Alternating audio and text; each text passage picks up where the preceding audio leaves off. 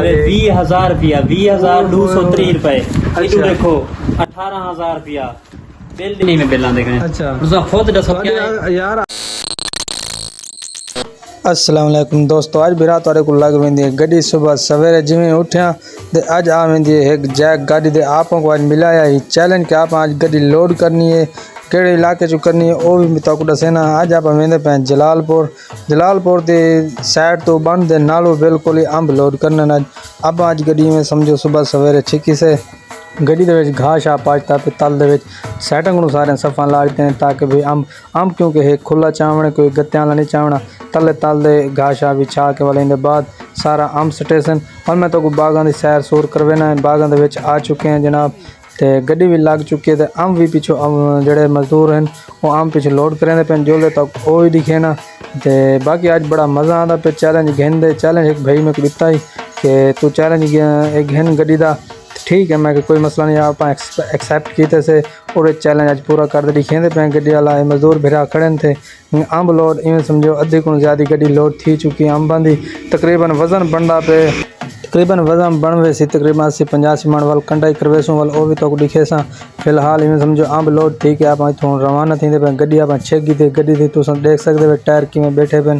बाकी रस्ते भी तुम देखो कितने खतरनाक रस्ते हैं, लेकिन आप वालों के बाद आप गड्डी लोड करके आवे ने कंडा करवे तो बिना तो ना कंडा करवे गर्मी दे हालत तो सारी हालत भी देख सकते हो। कंडे ते गड्डी आई खड़ी है, कंडे ते तू पता करने के वजन कितना थे। इन बाद वाल रवाना थी सो वापस घर वाले पासे। बाकी इतना कन मैं तो कहीं इलाका दिखा देवा, इतना कन सारे गुदाम ही गुदाम इन हर पासे इतना माल मिलते इतना अंब वैसी लाहौर। लेकिन आप सिर्फ लोडिंग तक हासिल लोडिंग दी हद तक इतना माल देखो सामने पैक भी थी पे काटना दे विच ये सारा इंपोर्ट माल थी सी बाहर वाले मुल्कों च इथुकन वेंदे। जलालपुर माशाअल्लाह बहुत ज़्यादा बागात न बांधे दे बड़ा अंब इथुकन वेंदा पे बाहर अपने सूबे पंजाब दे। लेकिन हर शहर दे विच बैरूने मुल्क वेंदा पे वाला पथिया ने वापस रवाना अपनी गड्डी कंडा थी गई माशाअल्लाह 82 मन वजन थे।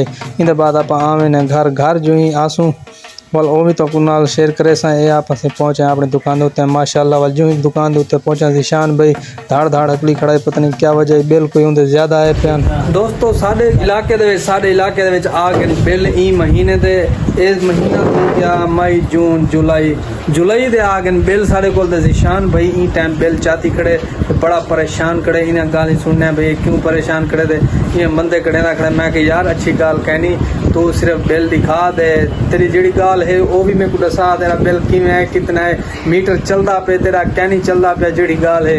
बाकी निशान हम बिल चाहिए खड़े तो मैं दिखावा। अस्सलाम वालेकुम प्यारे भाई। वालेकुम सलाम सी दोस्तों। आज ये हुन गरीब बंदा किन मरे किन वंजे इनु देख गिनो सही। अच्छा 20,000 रुपया सारा है महीने बिल है 20,000 रुपया 20,230 रुपए। इनु देखो 18,000 रुपया बिल दे दो 18,000 रुपया।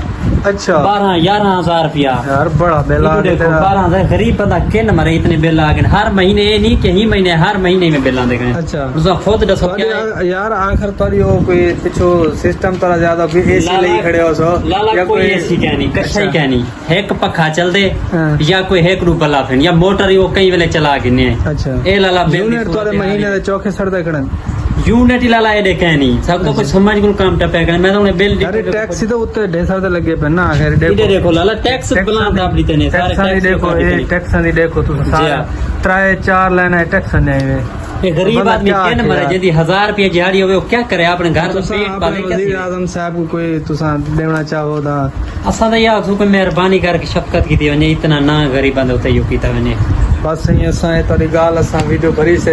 बाकी मजीद अवाम दे आए सारे नहीं बिल पे ये गाल नहीं एक तेरा नहीं है मेरा खुद दा दुकान दे क्या चल दे एक यो पखा चलदा खड़े मेरा या एक थोड़ा जे फ्रिज जेड़ा मैं 2-3 घंटे चले ना और मेरा अपना बिल तो दिखावा ज्यादा वाला क्या ही बात है। लेकिन क्या करूं वाल भरना दे से बस अल्लाह करम करे।